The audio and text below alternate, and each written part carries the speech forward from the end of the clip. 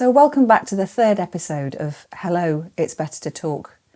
I'm telling you about the story that's been a secret for 40 years, which I'm revealing in my book No Place to Lie, out on the 4th of February. Hello, my name's Helen Garlick. For 35 years, I was a family lawyer and mediator, but I kept secret what was happening in my own family of origin. Now I know it's time to talk about it. So I'd like to warmly welcome you to Hello, It's Better to Talk.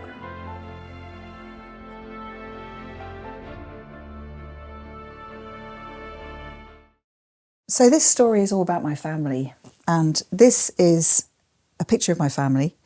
My father, mother, me and my brother, my younger brother David. You'll see that our parting of our hair was very determinedly on the right-hand side, which is the same side as my father. He was always making us do that. And this picture was taken in 1962 when David was 2 and I was 4. But David always had a habit of looking a bit older than he was. I think I had a habit of doing that as well. So, and that was part of what came out in the second inquest. So after the first inquest in April, my father was absolutely determined that we would appeal against this.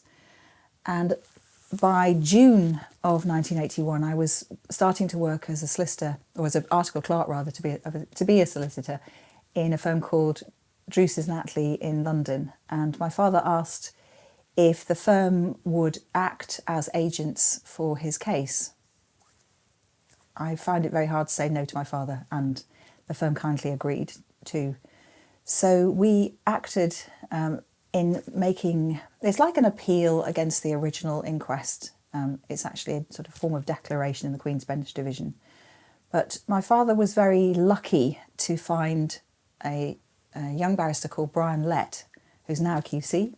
But in those days he was a young barrister, and he'd just taken his first case, which got some fame at the time, about a man who'd fallen off a roof where the original inquest verdict was suicide, and he had successfully set that aside. So Brian Lett was involved, and I was also involved because I had to do some preparation for the case. So I sometimes stopped. I tried not to look because I really didn't want to look, but there were photos of my brother, his body, the room, what had happened in the papers, but I just try not to look while I was doing my job.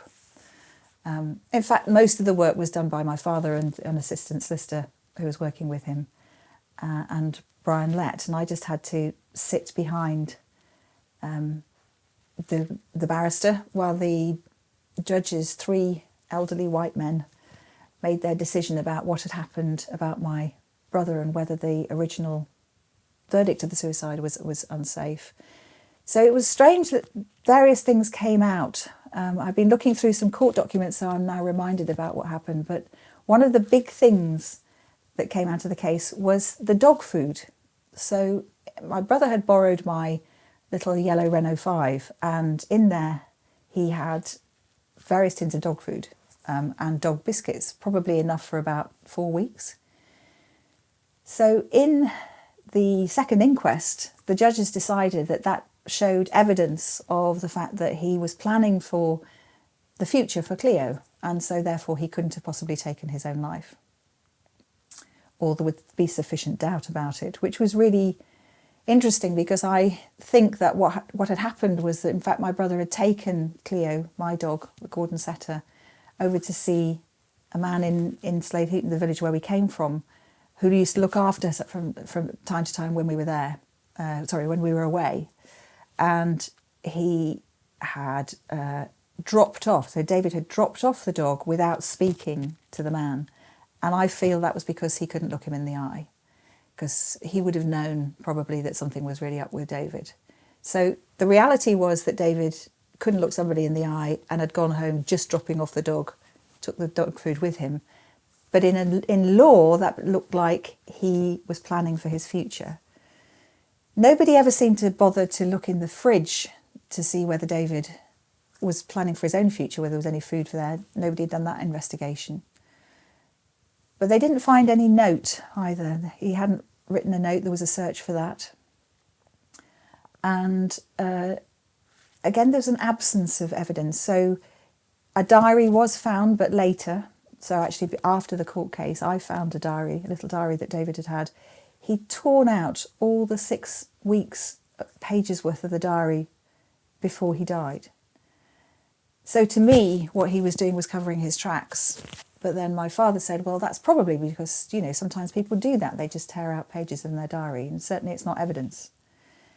So the evidence, there was no evidence to point to my brother having taken his life, apart from what I secretly knew.